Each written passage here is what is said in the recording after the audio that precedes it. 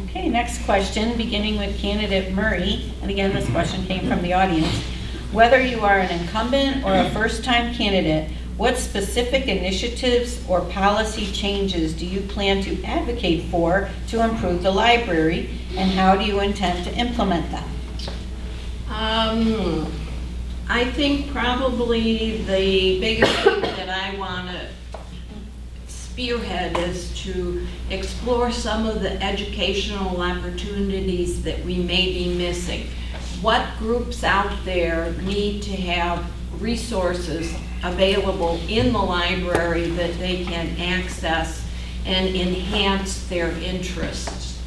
And I think that that's more of just going out into the community and questioning what are those varied interests that are out there that aren't being served.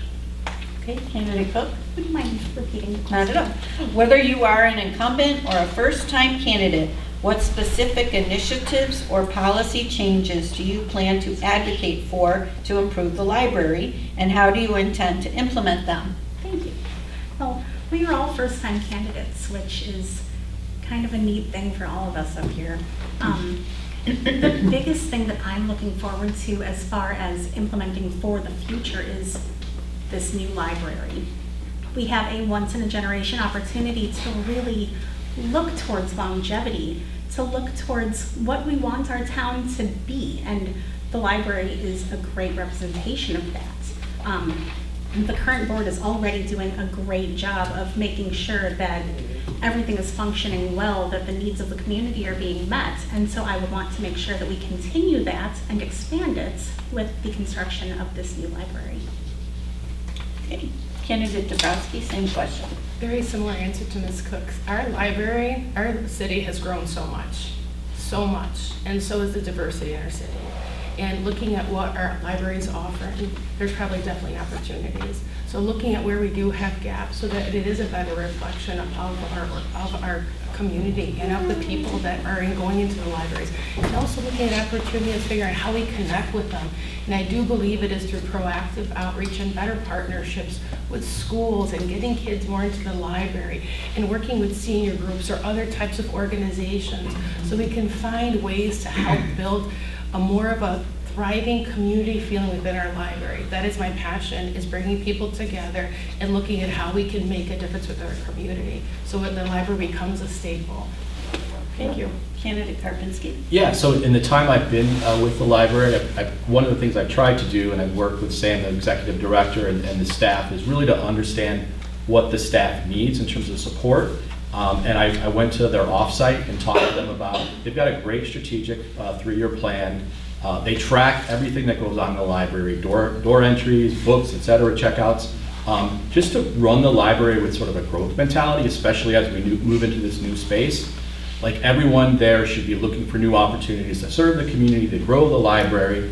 And I think working with them closely has been a great thing. The other thing is about technology. So I have a background in technology. And I don't know if all of you know that there are 3 different apps that you can go on your mobile phone and download audiobooks and ebooks. You go to the website, front page, catalog. You can search the catalog and get a book from anywhere in the Chicago area delivered to the front door of the library and even to your home.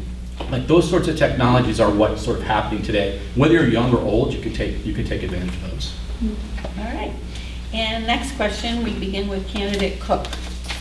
The library passed a $22 million building referendum.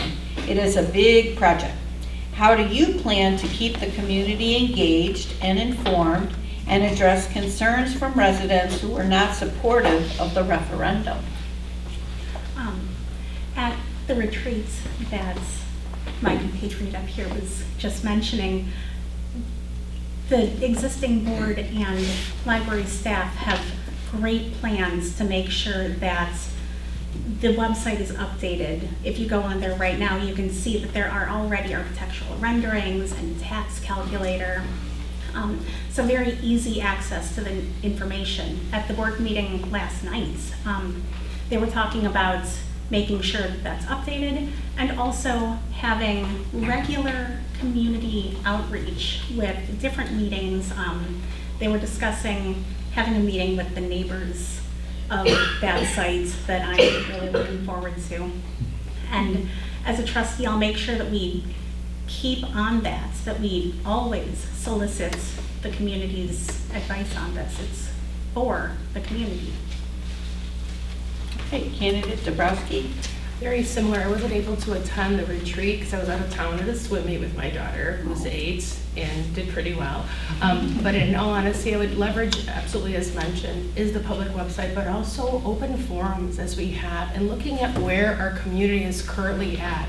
I'm a dance mom. I'm walking in parades, connecting with their communities, not just through little focus groups, but if there's activities and opportunities to connect, if it's Brockfest or anything else, to come in and share a stance of how things are going. Meeting our coworkers, sorry, I'm used to working, meeting our community members where they're at and finding ways that are important for them to stay connected and also voice their opinions. It's not just about presenting the information once, it's also making sure we're moving in alignment with what our community expects with their tax dollars and being very fiscally responsible. We're spending on behalf. We want to make sure we're making smart choices to maximize our budget and also minimize any type of waste, using sustainable funding and other types of grants and opportunities to make sure we're able to achieve the vision that we're looking for. All right, candidate Karpinski. Yeah, so I agree. In-person engagement is really critical. I had the pleasure of going to treat and trunk events at St. Walter's and at the lodge. And so meeting with a lot of people directly, that was fantastic. The staff was there doing that as well. If you know how we got from where we were to where we are now, there was a bond issue in the referendum that didn't pass, right? So that's the community speaking to us. The board and the library staff went out, did a bunch of listening tours, surveys, telephone questionnaires, got a lot of feedback to where we got today, right? And so I think because of that, the new library was overwhelmingly approved, right? Now, also in these listening meetings I attended, very empathetic to people who would come in, often say, $20 a month doesn't seem a big deal to you, but it's a big deal to me. So I think we have a responsibility to make the new library something that everyone can enjoy, everyone can take advantage of, and not focus on any one group, really make it very broadly community focused to serve everyone. All right, candidate Murray. Thank you. I also attended that retreat and the board meeting last night, and I think the present board has a good handle on how to continue communicating to the citizens of Roselle. At one point, I believe they talked about having one of those cameras put up once the building starts construction so that we can kind of watch the egg hatch. And that might be fun to do that on the internet, to just log in and watch them put the beams in and put the windows in and the roof on and all of that other fun stuff. Okay, next question, we're going to begin with candidate Dabrowski. And this is something you've brought up, but it's community outreach and engagement. What ideas do you have for increasing community engagement with the library, especially among those who may not currently use its services? Absolutely, and I think it's a lot through awareness. Being a mom of 2, I also think there's definitely opportunities within our school and partnerships of working with teachers and the faculty there and our librarians to have a better alignment, if it's through school ambassadors or student ambassadors or field trips. Spring Hill Elementary has never been to a field trip to the public library. Like really making sure we're advocating for our space. So one, absolutely supporting additional opportunities for early learning and awareness and building in those literacy ambassadors from a young age, but also working with other community groups outside that so we're able to meet other age groups. If it's our seniors, if it's our early learning folks, if it's our tech folks, and being able to connect with them on a regular basis so that we can share the great things we have in the library, but also as we're building the library, learn we have opportunities to fill some gaps. Thank you. All right, candidate Karpinski. Yeah, I mean, I think we have a tremendous opportunity with the new library, right? If you've seen the mock-ups, it's a bright, big, modern, beautiful place, right? And as much as we all love the current library, it can be a little dark, it's a little hidden. I've been with the library for a long time. When I was a kid as a part-time job, I don't know if you know the old library, the original library is just around the block. It's a little small building. I helped move the books into the new library. I'm very happy to be here now to move into the larger new library. So I think it's just letting people Do you know. still have your wagon? It was a hand cart. Oh. Didn't pay well. I think it was $3.25 an hour. So that's the old days. You know, it's really about letting people know what we have to offer. There's really great programs. There's really great opportunities. And I think it's just more about promoting. I think the library is going to be the launch pad to really talk to the community, share with the community, have people come in and really see what the library can do for them. Candidate Murray, what are your thoughts? Yeah, I think that having some sort of community forums during the building of the new library will give us an opportunity to see what the different groups and needs are of the citizens.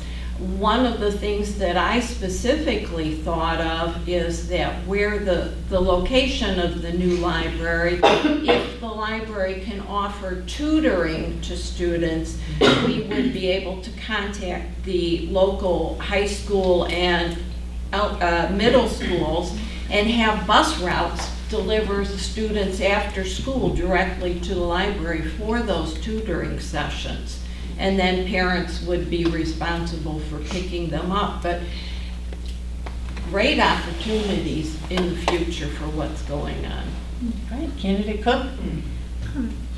I was heartbroken when I've been talking to some of the members of our community to learn that a lot of people think that libraries are outdated, that nobody uses them, that they are unnecessary. And I had to be nice at that moment because what I really wanted to do was just grab them by the lapels and say, no, there is so much here.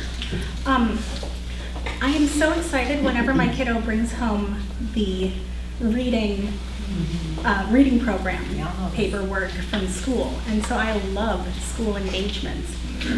Something I brought up that I'm kind of proud that I thought of at the retreat was using the new library as an opportunity to reintroduce itself. It's a big moment in our community, and so we can use that as a time to meet the library and let people know what all we have on offer. It's lots. Okay, we're going to begin the next question with Candidate Karpinski, and this is something you talked about. Technology. How do you plan to integrate new technologies and digital resources into the library, particularly for patrons who may not have access to these tools at home? Yeah, I mean, it's a big question. It's a little tricky, but it's been something I've been advocating very strongly and trying to understand in the time I've been with the board. So I believe the new library should be extremely technology integrated. I think half of what you can use from the library can come from outside the library, whether it's a download, a book, you know, all of this is very simple to use, but we need to explain it to people that it's available, how to do it, have a QR code or instructions in the library, how you set up your phone, how you set up a website, how you set up your web browser to do all of this, and expands the library beyond. I think when people say, you know, the library's not necessary, they look at the stacks, right? But really, we can open up to the entire world for people in the community, and that's just you know, something that's probably not as well known. So I think the integration of these mobile apps, of the interlibrary loan, of the ability to get a book from some university across the country that maybe has been checked out in 10 years. I've done that, so I know how. It's really incredible. So I think that's the integration part. All right, Candidate Murray? I'll pass on the technology question. Okay. Candidate Cook? Rich, I completely love all of the apps. I use them all the time, and I love expanding our offerings as far as technology goes. Part of the new building, I keep on talking about the new building because I'm so excited about it, but part of the new building's plan is to make sure that there are opportunities for growth and change as the needs of the community grow and change. And so things like having a makerspace where people are able to use the resources there, many of which are very technologically heavy. If that becomes less important, or as technology changes, that space can be converted to keep up with the times. And having that long view and the ability to grow and change, I think is going to be integral. Okay, candidate Dabrowski. So very similar. Digital awareness for folks to understand what we have and the digital capabilities, I think, is so important. Also coming here, my mom came here in a boat with 8, and I grew up as a single parent, or my mom grew up as a single parent raising 2 girls, and technology wasn't always anything that you already had. So you went to public libraries and other kinds of means. I think it's so important, one, and I love that we have this opportunity for some of our LMI community members and families to be able to use spaces that they can't afford. Additionally, the spaces that we have as allowing for transformation in our Roselle Public Library is great. Why? We want to be able to evolve and continue to grow as technology changes, because it has gone so quickly. So I would just say those 3 points. Thank you so much. Okay.